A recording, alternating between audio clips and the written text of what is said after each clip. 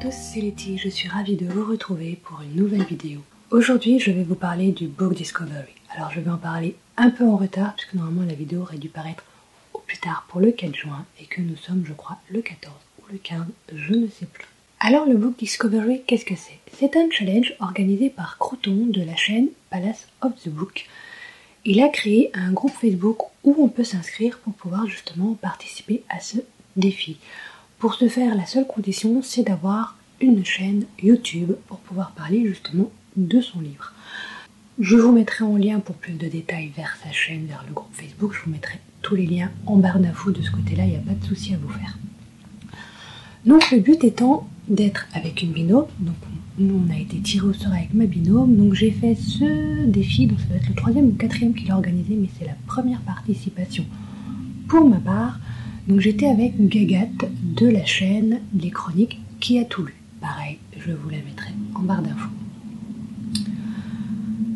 Normalement dans ce défi, voilà, on propose à la personne de lire un livre qui nous a plu ou un livre complètement hors zone de la personne pour lui faire découvrir un genre littéraire.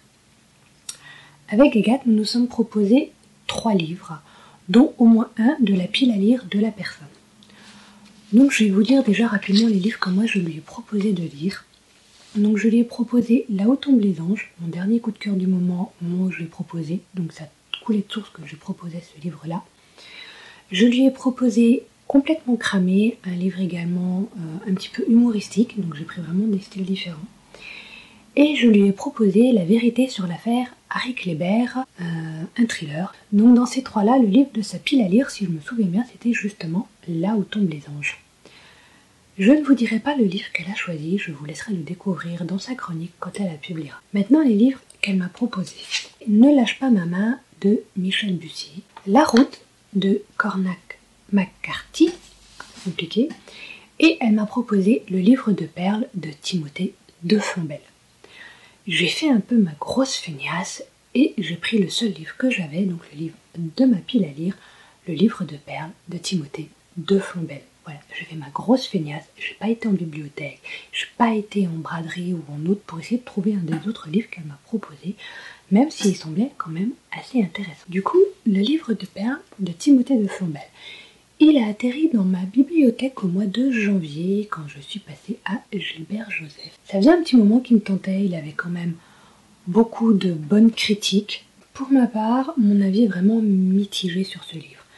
Mitigé dans le sens où l'histoire est bien, le contenu de l'histoire est assez intéressant. Par contre, c'est le chapitrage qui m'a pas plu.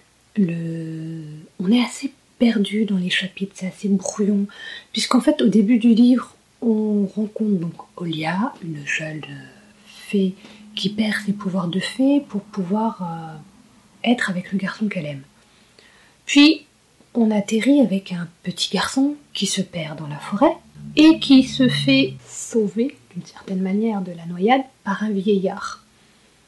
Ce même vieillard, Joshua, on le rencontre aussi bien en tant que personne âgée, donc quand il devient le vieux qui sauve le petit garçon, on le croise en tant qu'enfant dans le monde de féerie, donc c'est assez compliqué, où il s'appelle Ilian, qui signifie celui qui ne régnera pas, vu que son frère s'appelle Ian, je crois.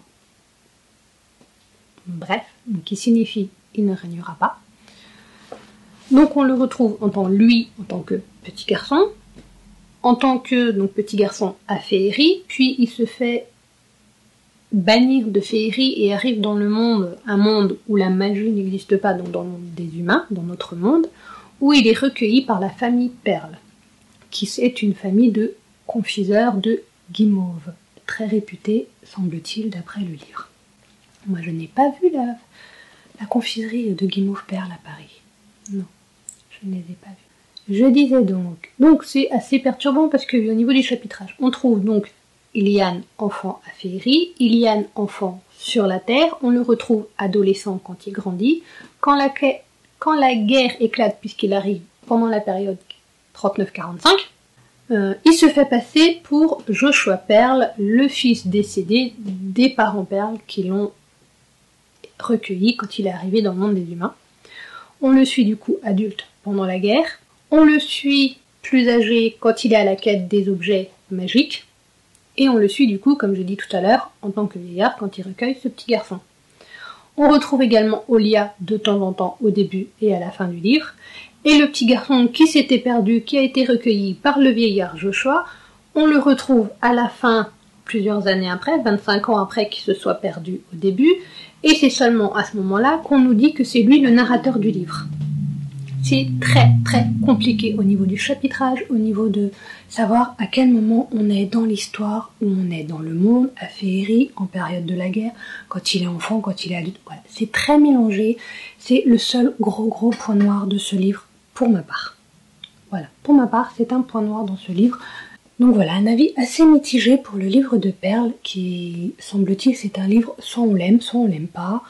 Moi, je suis un petit peu entre les deux, c'est pas je l'aime, c'est pas je l'aime pas, c'est voilà, je suis mitigée. Au moins, j'aurais descendu un livre de ma pile à lire. Merci Gagathe. Ça n'empêche que j'ai d'autres livres de Timothée de Flombelle que j'ai envie de lire, notamment Van Gogh. Donc c'est pas parce que je suis mitigée dans l'avis de ce livre que je ne vais pas lire d'autres livres de cet auteur. Voilà. Sur ce, moi je vous fais de gros bisous, je vous dis à bientôt pour une prochaine vidéo. Peut-être un autre book discovery, qui sait, ça me tente bien, donc ça je crois une fois par trimestre, donc je pense que j'y reparticiperai avec plaisir.